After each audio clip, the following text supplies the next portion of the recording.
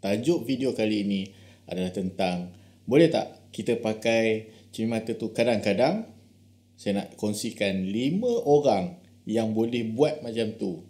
Dan kalau anda bukan 5 orang ini, bermakna anda jangan pakai cermin mata kadang-kadang. Bersama dengan saya selepas ini.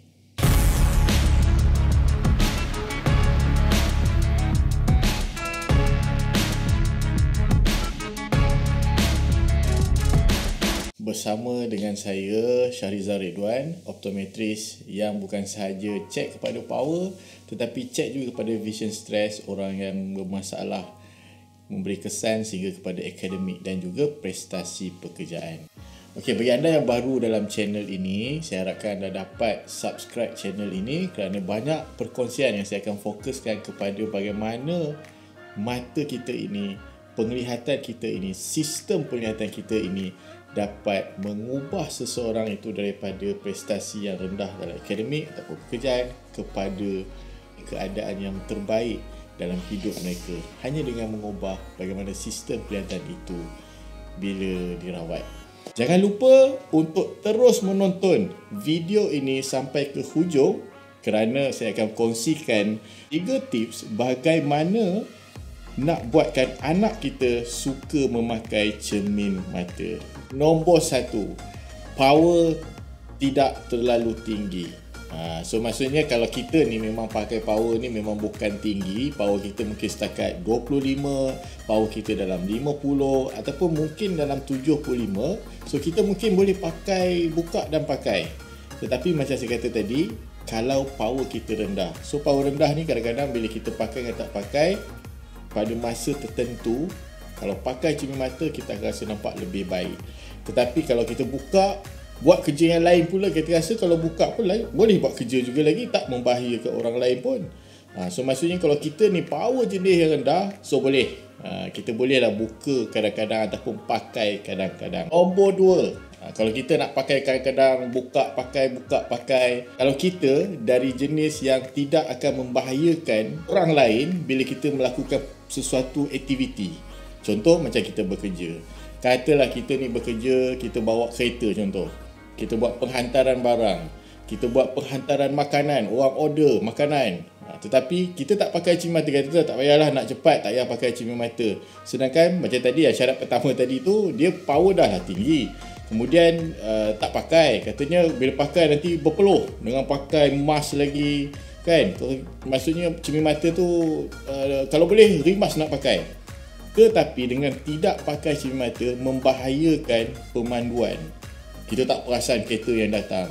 Memanglah kita kata kita memandu, kita cuba berhati-hati, tetapi bila mata dalam keadaan yang tidak terang, tak jelas, akan membahayakan orang lain. Kalau kita handle mesin ataupun kita ni mengawal mesin pun sama juga. Kita kena buat sesuatu pertimbangan, adakah kita membahayakan orang lain ataupun tidak. Okey, nombor 3, orang yang boleh pakai kadang-kadang. Nombor 3 kalau dia memang lagi selesa kalau buka cermin mata. Okey, jangan salah anggap kata bahawa kalau buka spek baik tak payah pakai. Maksudnya lagi suka kalau tak pakai ni, ada setengah orang bila power dia rendah, okey, lepas tu bila dia pakai spek dia rasa macam pandangan dia tu dia tak nampak luas. Okey, dia tak nampak luas sebab dia yang bermasalah apabila dia melihat yang jauh. So bila jauh dia pakai cermin mata lah, tapi bila nak buat kerja dekat ni, dia rasa macam bila pakai cermin mata tu boleh nampak jelas juga, tetapi bila buka tu dia nampak lagi luas. Maksudnya visual field itu nampak lebih luas, dia lebih seronok, senang nak buat kerja. Dan telah dikonfirmkan bahawa mata kita itu sebenarnya tidak memiliki vision stress yang ketara, yang serius bila tak pakai power ataupun cermin mata tersebut. So boleh. Kadang-kadang memang orang yang ketiga ni boleh buat macam tu. So nombor 4, dia berbalik pada nombor 3 tadi. So nombor 4, tak ada vision stress. Bukan maksudnya tak ada langsung. Kebanyakan yang saya test mata, walaupun ada power rabun, tetap ada vision stress. Tetapi tahap vision stress tu tidak terlampau serius. Maksudnya kalau macam belajar, kalau beliau seorang pelajar yang ada vision stress, tak pakai cermin mata, menambahkan lagi vision stress tersebut. Kalau bekerja depan komputer, menambahkan lagi rasa stres ataupun kepada sistem penglihatan. So ini tak bagus untuk jangka masa panjang, akan menyebabkan keadaan yang lebih serius yang boleh menyebabkan kita menambah vision stress tersebut dan menambah tahap kerusingan kita dalam menyelesaikan sesuatu aktiviti, pekerjaan, pembelajaran. Okey, yang kelima. Kelima ni penting. So maksudnya yang pertama tadi saya kata power rendah kan. Tapi yang nombor 5 ni ada juga yang biasa, saya boleh je, tak payah pakai spek. Sebab nombor 5 ni bagi orang yang orang kata yang tak boleh buka, kadang-kadang tak boleh, kalau power kanan dengan kiri dia sama. So maksudnya kalau kanan kiri lebih kurang sama, okey lah, dan power dia kategori rendah. Tetapi kalau individu ni sebelah power dia rendah, sebelah lagi power tinggi, lepas tu dia kata kan saya ada sebelah mata power rendah, boleh lah buka pakai. Jangan begitu. Kalau power kita tak seimbang sangat, biasanya kalau dalam keadaan kes begini, saya akan pastikan bahawa dengan pemakaian dua-dua mata dengan power yang tak seimbang, maksudnya satu power rendah, satu power tinggi, menyebabkan dua mata ini masih boleh berfungsi sebagai satu konsep penglihatan yang dinamakan sebagai binocular vision. Maksudnya mata kanan dengan kiri ini bergabung, diproses menjadi image 3D. Rugilah kalau kita asyik buka pakai. Kemudian kadang-kadang dan kebanyakannya bila buka ni mereka bergantung pada mata yang kurang rabun, menyebabkan kadang mata yang banyak power ni diketepikan. So lama-lama sangat berisiko keadaan-keadaan, contoh bernambah vision stress dan juga boleh menambah keadaan kepada hanya menggunakan satu mata saja dalam aktiviti yang selalu dilakukan. Saya dah kongsikan 5 jenis orang yang boleh buka cermin mata kadang-kadang. Maksudnya kadang dia nak pakai boleh, kadang dia tak nak pakai boleh. Tapi saya nak beritahu, bukan maksudnya saya kata bila dalam keadaan 5 orang ini, maksudnya okey boleh buat, okey Rizal kata dah boleh buat, jom kita tak payah pakai, kita kadang-kadang banyak lagi kadang-kadang tak pakainya. Bukan begitu.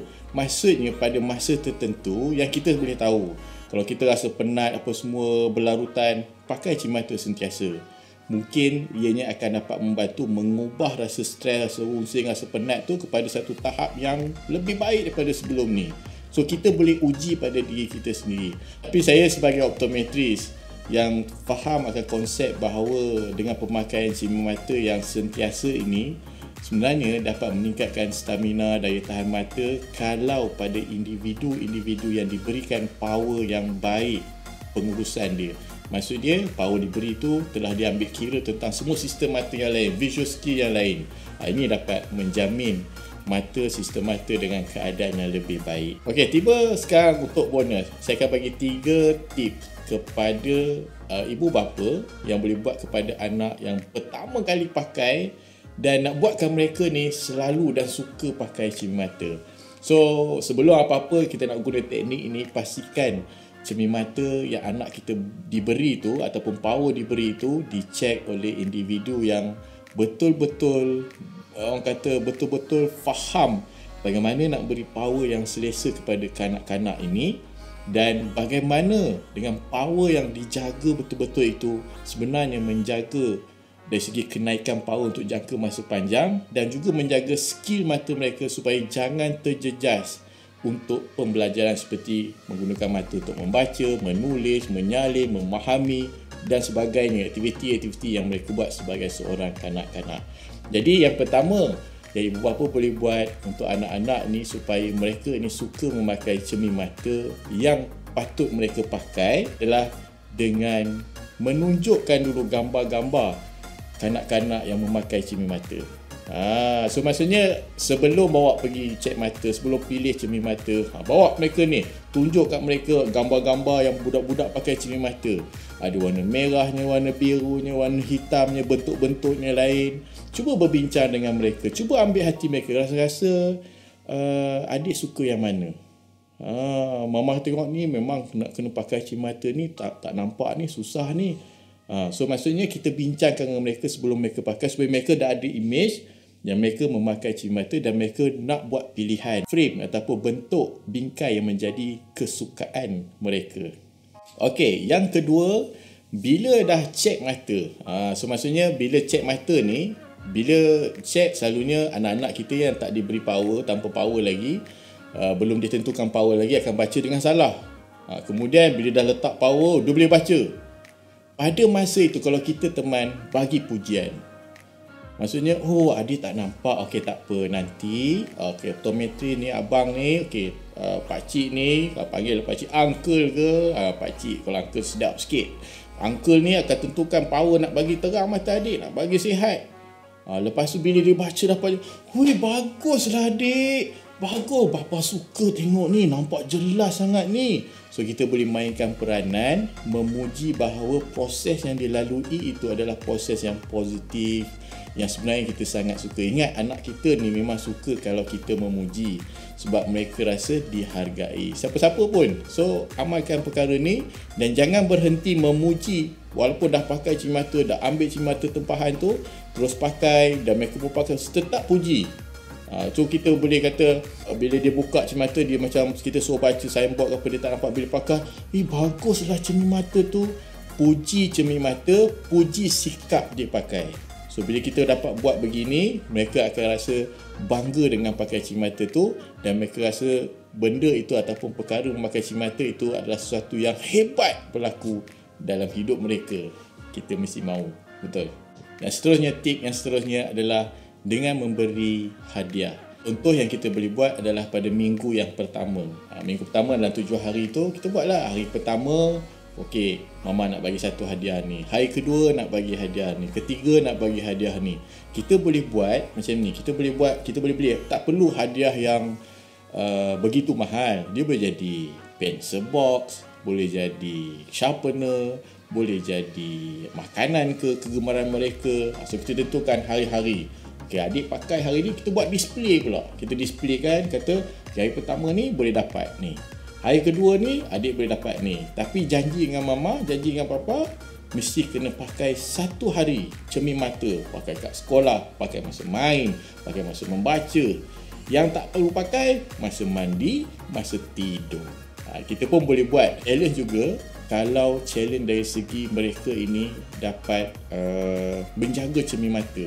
Kalau kita tengok bersih, lap, jaga pun kita boleh buat hadiah kepada mereka. So budak-budak, kanak-kanak, anak-anak kita ni sangat sukakan hadiah. Tetapi masa kita bagi hadiah itu, kita kena kata-kata yang positif. Mama, papa suka adik pakai cermin mata satu hari. Ini hadiah dia, tanda dia, mama suka, papa suka adik pakai ni. So maksudnya kita puji aktiviti dia. Bukan maksudnya kerana dia pakai, dia boleh dapat hadiah. So kita puji, banyakkan memuji sikap dia yang bagus. Dan kita memuji dia dan kita bagi harapan pada dia, dan bapa mama harap selama-lamanya kalau perlu kan, kena pakai cermin mata dan jaga betul-betul. So, itu adalah tips yang boleh saya kongsikan, yang selalu saya beritahu kepada parents yang meminta nasihat ataupun tips. Sebenarnya nak buat anak ni suka dengan cermin mata. Saya harap tips ini akan membantu anda sebagai parents, sebagai keluarga, sebagai ibu bapa yang awesome. Saya rasa setakat itu saja video kali ini. Saya akan kongsikan pada masa yang akan datang. Jumpa dalam video yang akan datang. Bye.